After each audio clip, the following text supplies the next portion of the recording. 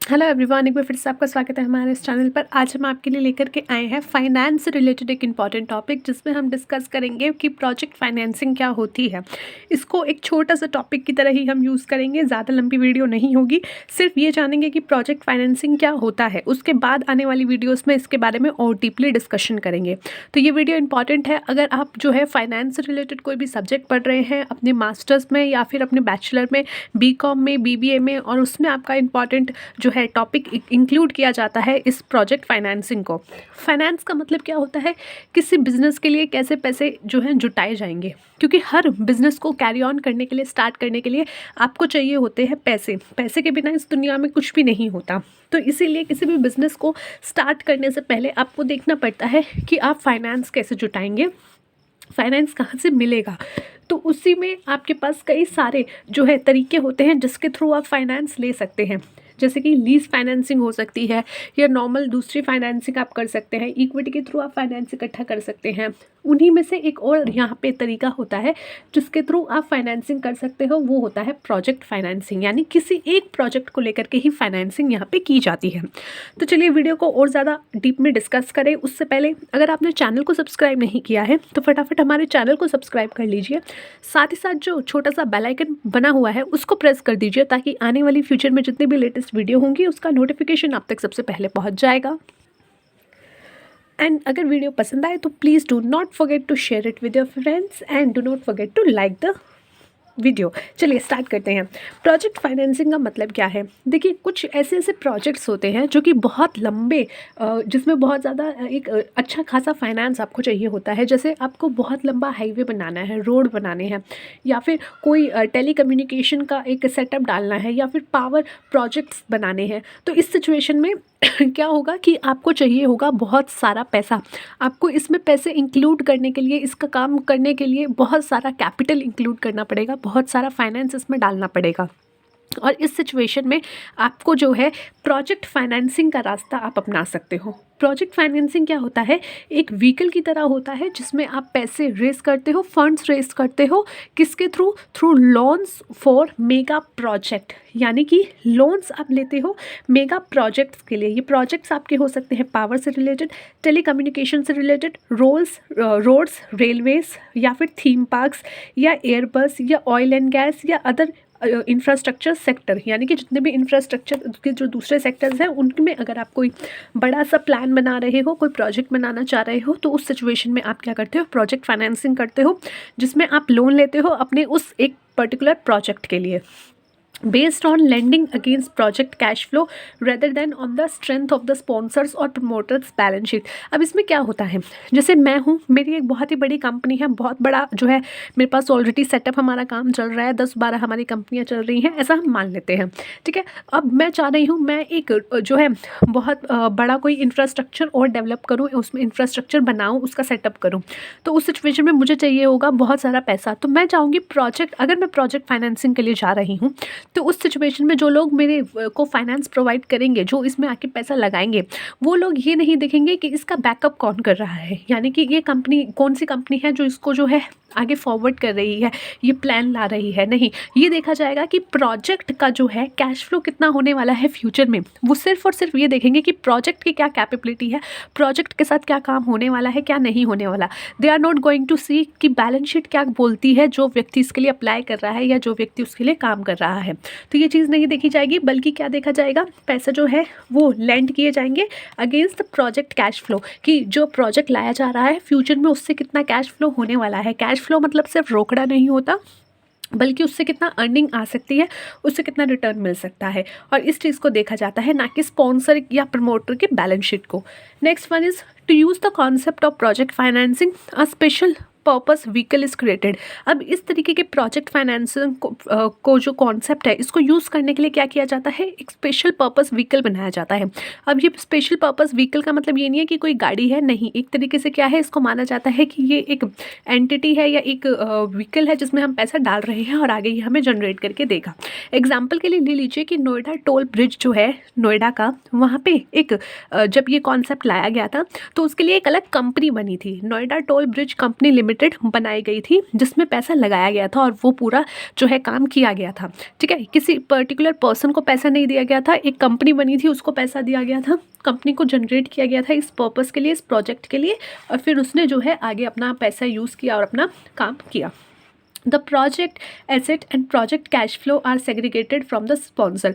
अब देखिए, मैं प्रोजेक्ट लेकर के आई कि नोएडा, फॉर एग्जांपल मैं प्रोजेक्ट लेकर के आई नोएडा टोल ब्रिज का। ठीक है, मैं क्या हूँ, स्पॉन्सर हूँ। ठीक है, स्पॉन्सर हूँ, पर जो उस प्रोजेक्ट से फ्यूचर में कैश फ्लो आएगा या जो भी उसकी अपनी एसेट होंगी, जो उसने बाहर से अपना जो है जुगाड़ पानी कर करके या फिर अपने पैसे मार्केट से उठा करके जो है अपना लोन लेकर के काम किया है, तो उससे उसने अपने एसेट खरीदे होंगे, उससे उसको अपना कैश फ्लो हो रहा होगा।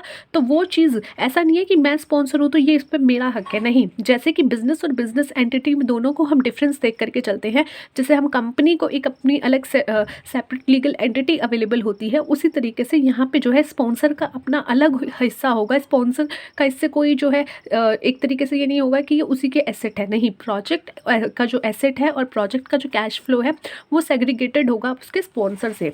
There are agreement. अब देखो, अब जहाँ पे कोई एक कंपनी बनाई गई है जिसको अलग से एक स्पेशल पर्पस व्हीकल बनाया गया है ताकि वो पैसा ले सके, तो जितने भी अग्रीमेंट होंगे उसके साथ होंगे, ना कि स्पॉन्सर के साथ। तो यहाँ पे क्या होगा, there are agreement between the special purpose vehicle and the lenders, यानी कि जो पैसा दे रहा है, जो पैसे दे रहे हैं, उधारियाँ दे रहे हैं, उनके और एसपीवी के बीच में अग्रीमेंट होगा, स्पॉन्सर के बीच में उसके साथ अग्रीमेंट होगा, रॉ मटेरियल का जो भी सप्लायर होगा उसके साथ उसका खुद का अग्रीमेंट होगा, ऑफ टेक पार्टीज़ का और गवर्नमेंट का उसके साथ होगा, ऑपरेशन एंड मेंटेनेंस का और जो भी कॉन्ट्रैक्ट होगा उसके साथ होगा। तो किसी भी स्पॉन्सर अपनी जगह से नहीं जाएगा, बल्कि जो भी कॉन्ट्रैक्ट्स होंगे वो होंगे between the SPV and the जो भी दूसरी पार्टी हो गई वो आप ले लीजिए।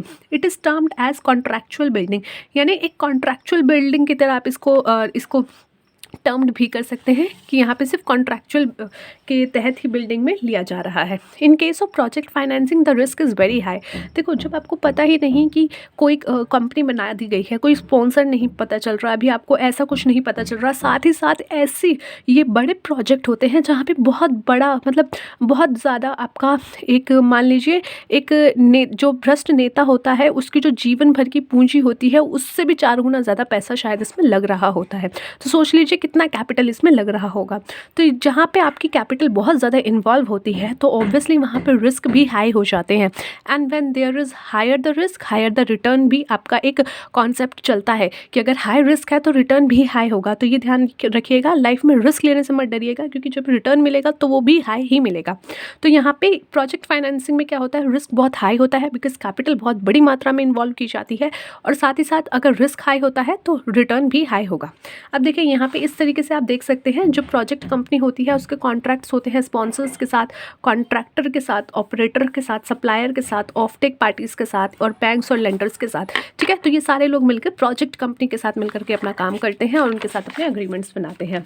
The life of the project is finite. देखिए, life of the project is finite मतलब क्या है, मैंने प्रोजेक्ट फाइनेंसिंग कराई, भैया कोई तो टाइम होगा ना, 2 साल, 3 साल, 20 साल, 25 साल, जिसके बाद तुम हमारा सारा पैसा दे करके अपना निकल जाओगे और हमारे पास जितना भी हमने आपको कैपिटल दिया है हमें मिल जाएगा। तो ये क्या होता है, इसको बोला जाता है एक टाइम पीरियड जिस पे आप पूरा पेमेंट लौटा दोगे। तो जो ये प्रोजेक्ट का टाइम पीरियड होता है वो फिनाइट होता है, यानी ऑलरेडी डिसाइडेड होता है। इन्फिनिटी यानी कि जो निरंतर चलता रहता है, निरंतर चलता रहता है, और फिनाइट यानी कि जिसका एक टाइम पीरियड ऑलरेडी डिसाइडेड होता है। तो प्रोजेक्ट फाइनेंसिंग में ऑलरेडी टाइम पीरियड डिसाइडेड होता है कि भाई तुम मुझे जो है 70 लाख करोड़ रुपए दे दो जो है 20 साल के लिए, हम इसको पे कर देंगे, ये हमारा प्रोजेक्ट ये है।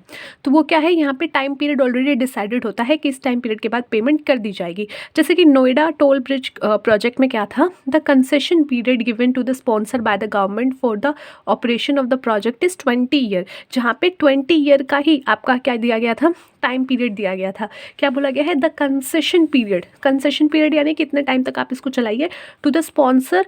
किसको दिया गया था, स्पॉन्सर को, जिसने स्पॉन्सर की है, जो पैसा उससे कमाने वाला है, बाय द गवर्नमेंट। गवर्नमेंट ने, क्योंकि गवर्नमेंट पैसा दे रही है या कोई और पैसा दे रहा है, for the operation of the project is 20 year. क्या बोला गया कि आप 20 ईयर तक इसको चलाओ। ठीक है, 20 ईयर तक इसको चलाओ। एंड उसके बाद क्या होगा, कंसेशन पीरियड के बाद क्या हो जाएगा, वो आपका जो एसेट है आप उसको ट्रांसफर कर दोगे किसको, बैक टू नोएडा एडमिनिस्ट्रेशन। क्यों, क्योंकि लोगों के लिए बनाया जा रहा है, नोएडा के तरफ बनाया गया है ये टोल वाला रोड, तो वहाँ पे उनके एडमिनिस्ट्रेशन को आप ट्रांसफ़र कर दोगे। कब, आफ्टर 20 ईयर। अब बात करते हैं इसमें फ़ायदा क्या हुआ, स्पॉन्सर को क्या फ़ायदा हुआ। स्पॉन्सर ने मार्केट से पैसा उठाया, मान लो 6% या 7% या मैक्सिमम टू मैक्सिमम जो है 8% के ब्याज पे उसने पैसा उठा लिया। अब उसने पूरा प्रोजेक्ट बनाया, उसने पूरा काम किया। अब देखो टोल प्लाज़ा का काम कैसा होता है, डेली वहाँ पे आपको पैसा मिलेगा, ठीक है, डेली आपकी कमाई होगी। टोल प्लाज़ा का तो मुझे बताने की ज़रूरत भी नहीं है शायद कि कितना वहाँ पे आपका अर्निंग हो जाता है। तो 20 साल में आप ऐसा कॉन्सेप्ट बनाते हो कि 20 साल के अंदर ही अंदर आप जितना पैसा आपने जो है उठाया था प्लस उसका जो ब्याज था वो भी आप चुका दो, प्लस आपको इतना प्रॉफिट हो जाए कि आपका जो भी आपने प्रोजेक्ट बनाया है वो एक तरीके से सक्सेसफुल रहे प्रॉफिट के हिसाब से। तभी इसमें बोला गया है हायर द रिस्क, और हायर द रिस्क है तो ऑब्वियसली रिटर्न भी हायर होंगे। तो ये होता है आपका प्रोजेक्ट फाइनेंसिंग, ठीक है। आई होप आपको समझ में आया हो, बेसिक कॉन्सेप्ट आज हमने डिस्कस किया अबाउट द प्रोजेक्ट फाइनेंसिंग, ठीक है। कोई इशू हो तो please let me know in the comment box, and इसका जो भी अपकमिंग पोर्शन होगा we will discuss in our upcoming videos.